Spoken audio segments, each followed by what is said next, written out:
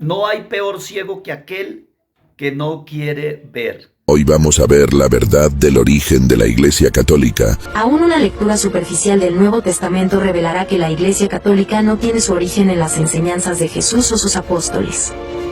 En el Nuevo Testamento, no hay mención del papado, la veneración o adoración de María, de la Inmaculada Concepción de María, la perpetua virginidad de María, la ascensión de María, o María como corredentora y mediadora, las peticiones a los santos en el cielo por su intercesión, el bautismo infantil, la confesión de pecados a un sacerdote, el purgatorio, las indulgencias, entre otros.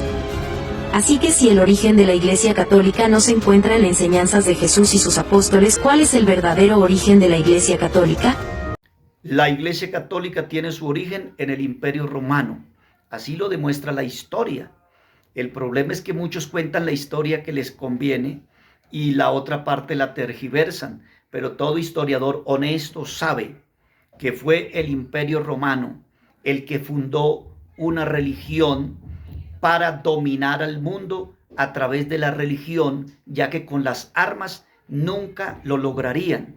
Y por ese motivo fue que a esa religión la llamaron católica, que quiere decir universal, porque su propósito era dominar al mundo entero con la religión, y para eso fue que crearon la religión.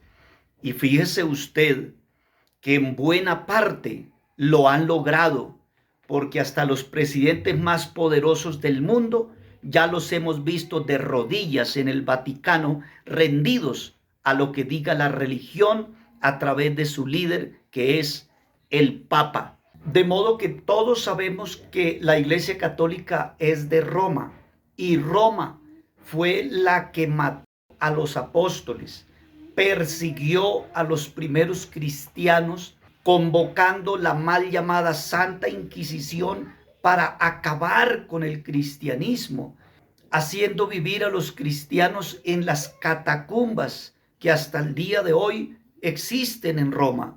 Y con todo y eso, se atreven a decir que ellos son la verdadera Iglesia de Cristo, cuando ellos fueron los verdugos de la verdadera Iglesia de Cristo. Solo que cuando ya se dieron cuenta que ni las puertas del Hades prevalecerían contra la verdadera iglesia, entonces ellos implementaron el dicho que dice: si no puedes con tu enemigo, únete a él. Y ahí fue cuando el emperador Constantino legalizó el cristianismo y se hizo pasar por cristiano, no porque creyera en el cristianismo, sino porque él quería cristianizar todas sus costumbres paganas y usar el cristianismo como una estrategia del crecimiento de su imperio religioso, y así poder dominar al mundo con la religión.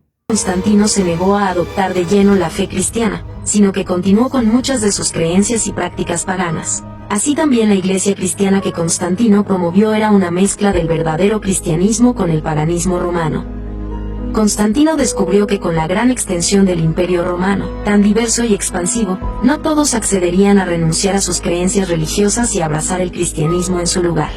Así que Constantino permitió, y aún promovió, la cristianización de las creencias paganas. Algunos claros ejemplos de ellos son los siguientes. La visión católica romana de María tiene mucho más en común con la religión de la diosa madre Isis de Egipto que con cualquier cosa enseñada en el Nuevo Testamento. Curiosamente, las primeras insinuaciones de la Mariología católica aparecen en los escritos de Orígenes, quien vivió en Alejandría, Egipto, que resultó ser el centro de adoración a Isis. Así como el panteón romano de dioses tenía un dios del amor, un dios de la paz, un dios de la guerra, un dios de la fuerza, un dios de la sabiduría. Así la Iglesia Católica tiene un santo que está a cargo de cada una de estas y muchas otras categorías. Muchas ciudades romanas tenían un dios específico para la ciudad, y la Iglesia Católica proporcionó santos patrones para las ciudades también. La Iglesia Católica está forzada a negar la autoridad y suficiencia de las Sagradas Escrituras. El origen de la Iglesia Católica es el trágico compromiso del cristianismo con las religiones paganas que la rodeaban. En vez de proclamar el Evangelio y convertir a los paganos, la Iglesia Católica cristianizó las religiones paganas, y paganizó el cristianismo.